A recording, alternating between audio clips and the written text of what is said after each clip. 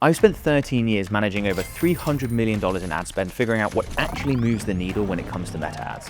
A lot of that time could have been saved if I knew then what I now know.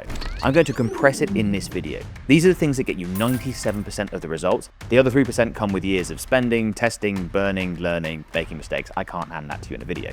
But in this one, no fluff, no filler, just sit through this once, take notes, and you'll know more than most people charging $3K per month to run ads. Let's go. Okay, so the first thing, and one of the most important on this list, is to work with creators. Now, I have talked about this before, but no one does it. When I actually speak to advertisers and I ask them, are you working with creators? Are you getting creators to produce video ads recommending your product and services? They don't do it. And here is why you should be one of the very few that actually does. What advantage does a creator recommending your product or services provide to you as an advertiser? Firstly, they're probably pretty good at producing video assets. Otherwise, they wouldn't have been able to become a creator and build a following in the first place. So you now don't have to do that work, and you don't have to learn a skill set if you don't already have it. The vast majority of advertisers, particularly if it's a business owner running ads for their own business, doesn't have it. What else do they have? They have a following.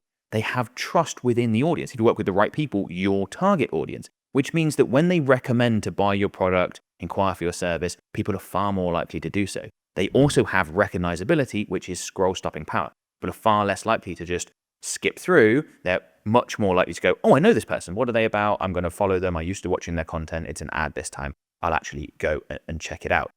It's way less expensive and way easier than most advertisers think to work with creators. That's why people don't do it. They think, I can't afford to work with a major celebrity. Fine, don't. Work with someone with a much smaller audience, much smaller following that is really relevant to your target audience. It's like that person makes content that is perfect for my people. If they say buy my thing, I know that's going to carry weight. There are many creators where this is how they make money. They make money through brand deals. And again, brand deals might sound like this really big thing. It doesn't have to be. It could be, can I pay you $800 and send you my product and you use it for a day and then let people know if you think it's any good or not, and we can run that as a video ad. Really easy to do. When you work with creators, a few things to think about. One, you want to get as much out of it as you possibly can. So ask them to not just produce the one ad, but to produce a couple of different ads and different hook variations. So different locations, for example. It's going to allow you to run those ads much longer, but it's not much extra effort for them, so it shouldn't cost much more. Secondly, you really want to tap into their authenticity. That's really important. So be careful having an overly restrictive brief. If you're going to script it for them, probably not the right way to go. You want to be clear around what it is that you want. I want 2 video ads, 5 hooks each, different scenes, good to go. I want to make sure you include this call to action. We know that this benefit typically sells our product or service. This is the one people care about most. Please include those things. Otherwise, up to you. Do your thing. You know how to engage your audience and give them a lot of flexibility. And the other thing I talked about, so that's cost. The other thing I talked about was how easy it is to actually work with creators. And not a lot of advertisers are aware of this, but there's a free tool called the Creator Marketplace. It used to be Instagram specific, but you can actually use this on Facebook as well. And it's really easy to access. So I'm in an example ad account in Ads Manager. I just go ahead and click on All Tools and then scroll down underneath Engage Audience, click on Creator Marketplace. I come through to here, and Meta have some fantastic features in this where they're recommending accounts that are likely to perform well for my audience. So they know who my people are, and they've got, Grow with Evelyn and Mr. Paid Social, like people I know. It makes total sense. I can scroll down, creators who are expected to deliver high ad performance for you. So Dara Denny, someone else who makes content about Meta ads, right? Makes total sense. I can then go through, I can contact them through the Creator Marketplace. That message will go through to a specific inbox, so it's far less likely to get ignored and just be in amongst all the other spam and nonsense that these people received. So they're far more likely to actually get back to you. Fantastic tool, free to use, really easy, no excuse, work with creators. So the next thing I want to talk about is all about customer lifetime value. Firstly, you need to know it. How much are your customers actually worth to your business? Not just on the initial transaction, but factor in recurring billing, repeat purchases, maybe even referrals and recommendations you can include in there as well, if that's a significant proportion of your revenue. So first you need to understand it, because that is what really dictates how much you can afford to pay to acquire a customer. There's lots of businesses thinking they can only pay $50 to get a customer. Actually, they can pay $200. And if they were willing to scale up to the point where their cost to acquire a customer was $200, they could spend 20 times as much, acquire way more customers, grab a load more market share, and build a much larger and more successful business.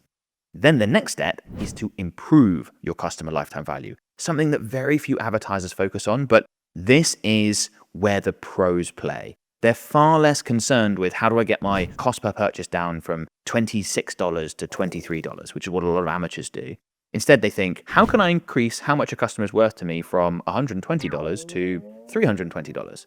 That's often possible, and you can tell that that increase would lead to way larger gains in profitability than decreasing your cost per conversion, right? How do you do that? How do you get customers to either spend more with you or buy again? Can you offer a subscription setup? Can you upsell? Can you upsell something significantly more expensive? Can you introduce a referral program where people are more likely to buy again? Can you include follow-up sequences? This could be through ads or other means to get people to come back if there's a physical location, or get them to purchase again, not just thinking that's one and done on customers. And this customer lifetime value thing is so important. And here's a good way of thinking about it. There are no really large businesses with low customer lifetime values. Now, there are many large businesses that have low customer values in a single transaction, but none over the lifetime. So a classic example might be Starbucks, right? On average, when someone goes into Starbucks, they spend about $7. So really low value. If you were just measuring the results from your ads, let's say you're running ads, Starbucks running ads, trying to get customers, right? And they're like, well, we make $7 a customer. It's like, well, you can't run ads. You're never going to do that profitably when you factor in your other costs. But the average Starbucks customer is worth over $14,000 in their lifetime. So then when you know that number, you think, well, a Starbucks could pay $200, $500 a customer and still be really profitable if they have a long enough time horizon. So that's where you want to compete. If you think about marketing as a competition, almost like an arms race, it's more important to battle with your competitors on customer lifetime value, because he who can afford to pay more to acquire the customer wins over the long run. That is where you really want to compete. Your marketing has an impact in that, but of course the rest of it does as well. You have to be offering something good. You have to have good follow-up sequences. You have to have good customer service. People need a reason to want to come back. Creating high-performing meta ad creatives is one of the biggest bottlenecks for most advertisers. It's time-consuming and expensive, especially if you're testing multiple variations. So I want to introduce you to Higgsfield MCP. Until now, Claude could talk about ad creatives, brief them, script them, plan them. With Higgsfield MCP, it can actually generate, edit, and ship them end-to-end in one chat. Here's what makes it really powerful for meta advertisers. You give Claude your product link, it reads your reviews, pulls out the selling points and the objections, then writes your ad briefs and generates the creative, all in one go without switching between tools. So whether you're currently paying for creatives or making them yourself, you can have a full set of ad variations to test in a fraction of the time and cost. And the setup is really straightforward. Go to Claude, open Settings, click Connectors, hit the plus button and add Higgsfield as a new connector. That's it, you're ready to go. Click the link in the description to get a custom discount for being part of my audience. And I'd strongly recommend checking it out if ad creatives are eating into your time or your budget. Next is value rules. Now, I absolutely love value rules, and it's how you should be thinking about targeting when it comes to meta ads nowadays. So instead of going into the ad set and specifying I want to reach these people of this age who are interested in this location, we typically leave things pretty broad now, or at least add things in the suggestions so that Meta can work it out. But there is information that we have about our business that we want to feed through to Meta. So we might know, for example, that people over the age of 35 convert from lead to customer at a much larger percentage. Therefore, we can say to Meta, look, I want to pay more to get leads from these people, to reach these people, because they're worth more to my business. That's information Meta may not be able to track automatically, so we can feed that in. You might have the same information around, feeding back into the previous point, around customer lifetime value to say, these customers buy again and again and again. Meta can't see that because it's beyond the attribution window. Please be willing to pay more to put ads in front of them and get conversions from those people specifically. So value rules are something very few advertisers actually create and set up, but they are really straightforward. So I'm in an example ad account here. I'm in Ads Manager. And then what you want to do is you want to go into all tools and you can just jump up into advertising settings. I've got it in shortcuts, or you could see it elsewhere. And then we scroll down, it's over here on the right-hand side to this value rules section. And then we can go ahead and click on create a rule set. So you can see here, create rules to tell us how much more certain audiences, placements, and conversion locations are worth to your business. Our system will optimize for outcomes based on these rules. So I can, for example, select audience here, select criteria. I could have age. I could say people who are 35 plus, increase bid by, let's make it 70%, for example. And now I've got this rule set up. I need to give it a name, so we can call it age 35 plus. And what this will do is that Meta will now increase the bid for all these people by 70%. in order to do this properly, you need to know the value of that group. So you need to have good data about your customers. Like, you don't just want to be guessing here. You want to be making a data-based decision. If they are worth 70% more, then that's what you want to input. Then we can go ahead and click create. And then we've created that value rule, age 35 plus. If I go ahead and create a new campaign, I'm just going to create leads, but this would apply to other campaign types as well. And then we jump to the ad set level. And then not very low down in this value rule section, we've got enabled no. We just go ahead and select rule set and say age 35 plus, and then this will be applied to this ad set. You would need to go ahead and select which ones you want to apply it to. You could have different value rules for different offers, different campaigns, different ad sets, but this is the much more sophisticated way to target because it allows Meta the flexibility to target who they want to, but you can have an impact and say, Meta, you can't see this. You can't see that these people are worth more. Please go ahead and adjust it. I want to make a very clear distinction here because there's a big mistake that I see people make with value rules is that they look at where they get their purchases from, for example, or where they get their leads from, and they use that to create a value rule. That's not a good idea because Meta can already see that, right? So if Meta can assess that people over 35 are more likely to buy, Meta will already be advertising to people mostly over 35. But what they can't see are things like conversion rate from lead to customer or repeat purchase rate after the attribution window. So it's that extra information that the system can't optimize for because it's so literal. That's what you want to go ahead and use value rules for. But sophisticated advertisers are all over value rules. They leave the rest of the targeting ad set level alone and do it through this instead. Now I want to quickly talk about brand.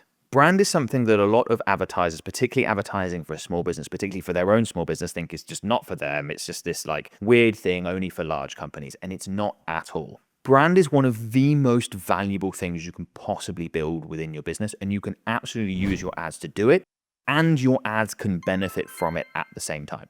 We've already talked about working with creators. It's a fantastic way to build brand. If people view the creators that you work with in a positive light, they're known for certain things. Oh, I really like that guy. He's really fun. Or this person, I resonate with their story. This person really cares about this issue that my company's product and service solve. Then their association with your brand, that will build your brand. You want your brand to become known for something. Brand is one of the things that convinces people to take action. And it can convince people to take action by become a lead, even if your thing is much more expensive, even if it doesn't have as many bells and whistles and other things. Think about the two white t-shirt comparison, right? One non-branded, one with a really luxury brand. You're willing to pay a lot more. You might be willing to queue up outside a store. You might be willing to get on a wait list. All these things you're willing to do because of the brand. So it's really valuable. Think about all the interactions that people have with your business, from the ads all the way through the sales funnel. They want to be brand consistent. And then think about either building or borrowing brand. You borrow brand by partnering with creators and influencers. You build by producing your own content. That could be personal, that could be company. I've benefited massively from building a personal brand. It's taken me a decade plus to do so. It's a really valuable thing to do. It takes a long time. You need to be aware of that. Often the shortcut path is to work with creators and influencers because you can borrow theirs and then build yours really quickly.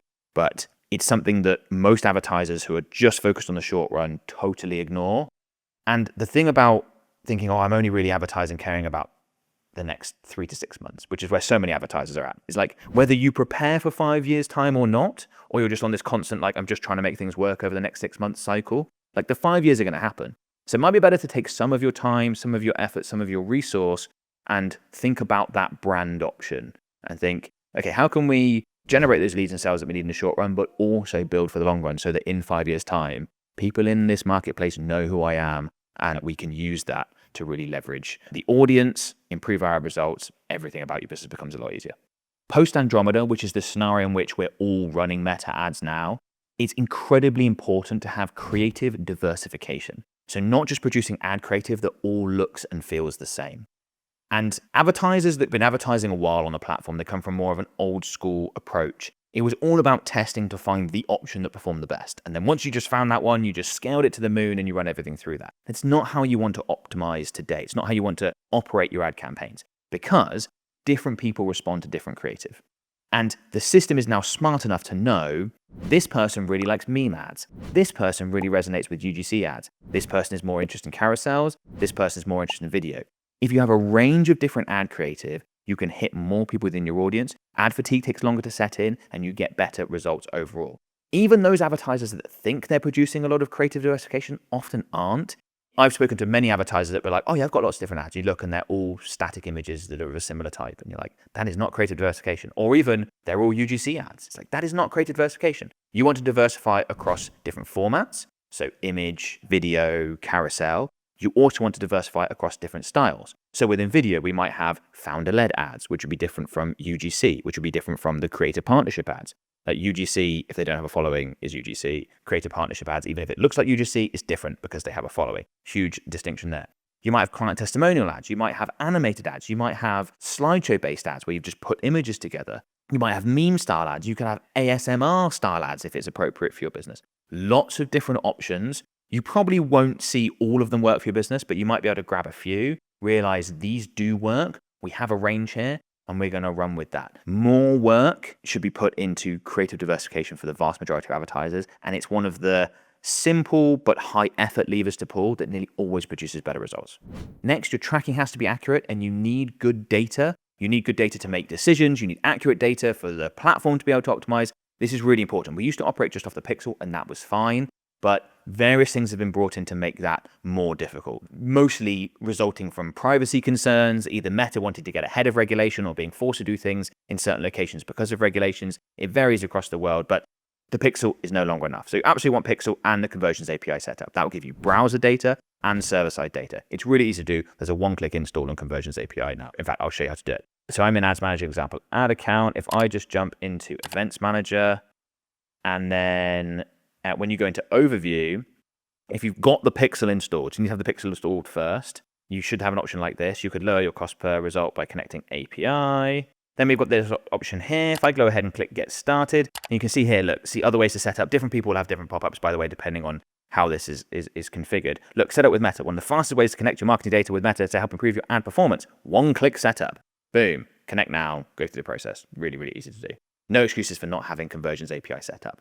If you're operating at a reasonable budget level, you probably want to consider third-party tracking as well. I cannot emphasize how important data tracking is.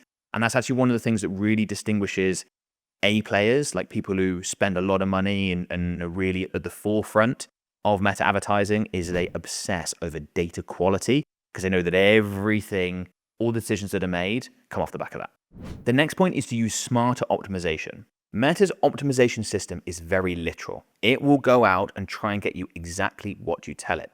So a lot of advertisers will run ad campaigns trying to generate leads, for example, and then they'll be really annoyed that their lead quality isn't very good. It's like, did you tell Meta to get you quality leads, or did you just tell them to get you leads? It's like, oh, I just told them to get me leads. It's like, well, there you go. You didn't tell Meta to do the right thing. It thinks it's getting you the result that you want. So how would you change that? How would you have smarter optimization? Only allow qualified leads to register as a lead and for that conversion to be fed back into your Meta ad account. How would you do that? In an instant form, for example, you might have certain criteria that dictates whether or not someone is a qualified lead or isn't. You can use a feature called conditional logic. In fact, I'll show you how it works. So if I jump back into campaigns, my example ad account, I've already got an example lead campaign up. If I go into ads, click edit in here.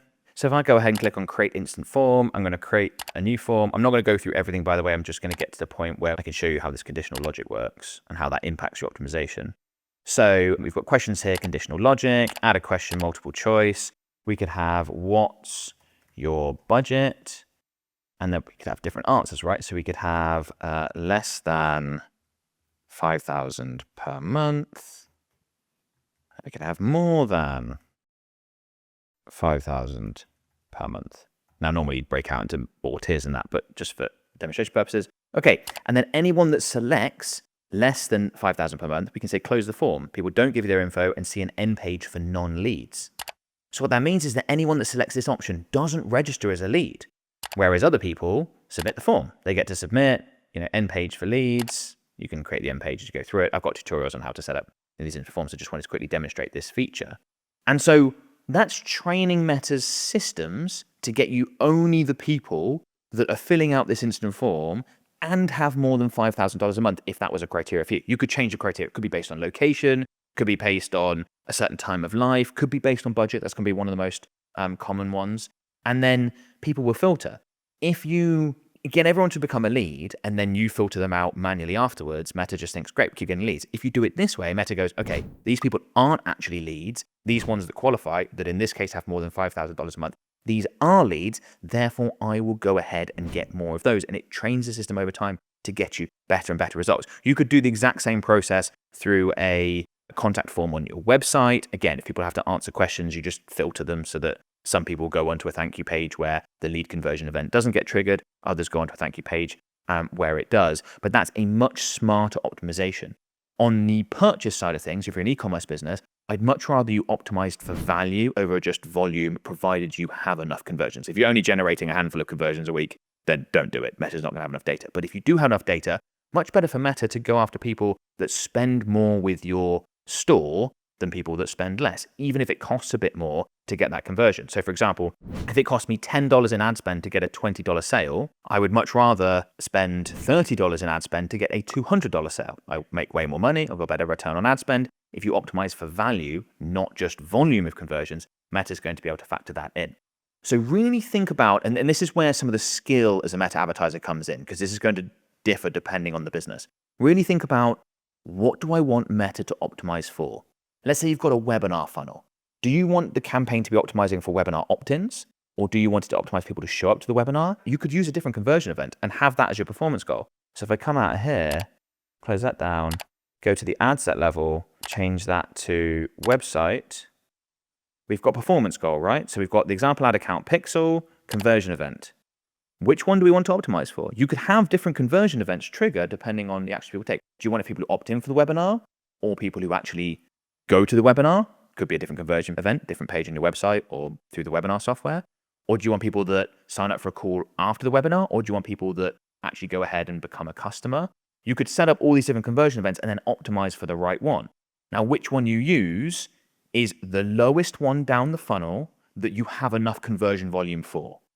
So out of those 4 options I gave, webinar registrant, webinar attendee, someone who made it, lead, someone who booked a call, or purchaser, if you're getting more than 20, 25 purchases a week, absolutely go with purchaser. If you're not, maybe one up. But again, if you're not getting 20, 25 plus calls a week booked in, you probably need to go with one up. If you're not getting 20, 25 plus people attending a webinar, probably need to go for one up. That's the process that you'd look to go through. But I see a lot of people just optimizing for the basic, obvious thing. And then this would be much better served being more sophisticated, thinking, what do I actually want? And can I train Meta to actually get me that thing? The next one is something that almost no Meta advertisers know about and even fewer use. And that's attribution, specifically using the incremental attribution setting. What does that mean? Incremental attribution is trying to work out, what results did I get from this ad campaign that I would not have otherwise got if I wasn't running the ad campaign? Because the way Meta is set up is they will take credit for any conversion that takes place after someone has interacted with your ad, whether the ad convinced them to take action, become a lead, buy, etc., or not. It could be that someone was served an ad and then got sent an email and they bought from the email, but because they got served an ad and purchased, Meta's like, well, hey, purchase generated, that's in your ad account. With incremental attribution, it's designed to filter those out and go, you would have got this anyway, we're not going to include it. These people you wouldn't have got. Now that's useful for 2 reasons. 1, you get to work out what you're actually getting in return for your ad spend. 2, it trains Meta to get you more of the incremental purchases, incremental leads, incremental conversions, which is probably what you want. You don't want to spend money on conversions you would have already gotten elsewhere, right? Now, I wouldn't recommend this for beginner advertisers, and I wouldn't recommend this for advertisers that don't have much of a customer base. But for those that do, a huge proportion of your budget can easily end up being spent on warm audience, people that regularly buy anyway, and it's just not the best use of your funds. So how does incremental attribution work? If I go back into my example ad account and create a quick example campaign, I'll create a sales campaign in this instance. So I've got the sales campaign, and then I jump to the ad set level and I scroll down. We've got this attribution model section, and here we've got standard. We can change that to incremental, which is exactly what I just described. Now, if you do this, a few things to be aware of. 1, your results will look worse. And a lot of advertisers' emotional well-being is tied up in their ad account. And if the return on ad spend looks worse, if their cost per purchase looks worse, they're going to have a bad day, bad week, bad month, whatever. So just be aware of that. It doesn't mean you're actually getting less conversions. It means that you're actually seeing what the incremental conversions were versus the ones you're going to get anyway. 2, in general, when you run with that incremental attribution, Meta is, let's say, pessimistic. It's not going to take credit for as much as it's actually generating. The reason why is because within the attribution window, it's normally going to be pretty accurate. Like I really like incremental attribution for that. But many conversions take place outside of the attribution window. The attribution window by default, by the way, is 7-day click, 1-day view, one day engaged through. So someone needs to viewed, engaged, and then converted within a day, or converted within 7 days of actually clicking on an ad. There are many businesses, particularly if you offer something more expensive and involve purchase, where people are going to take far longer than that to make a purchase, or at least a proportion of people will. They're not going to be captured in incremental attribution. So it's just really easy to switch over to this and be like, oh, my results are rubbish, and get really disheartened and then run away from it or stop advertising or scale back your budget. But for larger advertisers with large customer bases, this is a great way to go. And then, of course, we've got testing. Now, I probably get more questions about testing, how to test new ads, than anything else, and have done for months. And it's not obvious, right? Because everyone's being told we need lots of new ads. They're producing ads. They've been told that we need creative diversification, so lots of ads in an ad set. And they're like, well, how do I introduce these things? Because every time I introduce new ads into an ad set, Meta just doesn't spend anything on them. It feels like a waste of time. I've not got the creative diversification because the spend is just consolidated in 1 or 2 ads. Yeah, this is not ideal. How do we go about doing that? So for testing, I really like using the creative testing tool. And not a lot of advertisers are even aware this exists. So if I go into my sales ad in this same example campaign and I scroll down beneath where you add in your ad creative, we've got this creative testing section. If I go ahead and click on Setup Test, you can see how this is set up, right? So first you need to decide how many test ads you want to create. So you can do 2 all the way up to 7. They recently increased the limit. It used to be 5. How much of your budget should go to test ads? If your ads are performing really badly, I'd recommend the majority of your budget. If they're performing really quite well, I'd recommend a smaller proportion of your budget. How long should the test run for? This is a function of conversion volume. You're going to generate lots of conversions within a time period, shrink the time. If you're going to generate very few conversions, extend the time period. A lot of advertisers need to go with longer time periods than they think they do. This part down here, really important. How do you want to compare performance? Cost per post engagement? Absolutely not. That is not how we want to compare performance. That does not matter anywhere near as much as whatever it is you're optimizing for. So that could be cost per lead. It could be cost per purchase. It's a sales campaign, so that could be cost per result. So totally up to you, but optimize for the thing that matters, that you're optimizing for. The reason why this is good, if I go ahead and click confirm, you'll be able to see how it works, right? Is within this ad now, we've got 7 different test ads, and we can go through each one and we can introduce a new ad creative. So we can test that. What Meta will do is they'll take our target audience and they'll slice it up into 7 segments or 5 or however many you've got, so that only people within that segment will see that ad, only people within that segment will see that ad, etc., etc. And that allows for a proper split test to be able to assess, how does this perform to my audience versus how does this perform? And then that gives your new ads an actual crack at it, not just going into an ad set, not getting any spend. You feel like you wasted the last 3 days producing those ads, but actually gives it a proper go. And once the test is finished, delivery return to normal, so the ads can continue to exist in that ad set alongside previous test. You protect the previous best performers. You're not going to mess up their ad delivery because they're still getting spend and they're not being impacted by the test. They're just cracking on. It's a neat way to get the best of all the testing setups. The thing to watch out for is you're probably going to see worse results whilst you're running a test. And not a lot of advertisers expect this, but there's just simple math, right? Like, most of these won't perform as well as your best performer. And Meta's default approach is to consolidate spend into best performers. Well, they're not allowed to do that with this, because just like it's going to split the audience into different sections, it's going to split the budget across those different ads as well. So you don't get that more of the spend being spent on the best ads. So your overall performance is worse. Testing normally worsens short-term performance. It's essential for long-term performance because you need to find the winners, you need to scale them, and you need to find ways to grow and find even better results, right? But most tests fail. So that's just something to be aware of. It's worth doing for many advertisers. This is the best way to introduce new ad creative. It'll hurt your results in the short run, but maybe really, really valuable in the long run, particularly if you find winners, particularly if you find game-changing winners, which you are most likely to do will come full circle with creator and partnership ads. Now, if you've made it this far through the video, you're clearly serious about getting the best possible Meta ad results, which is great. And I think you get a tremendous amount of value from my Meta Ads Academy, my new exclusive course and school community. There is a link in the description below. Hopefully, I'll see you on the inside very soon. Thanks for watching.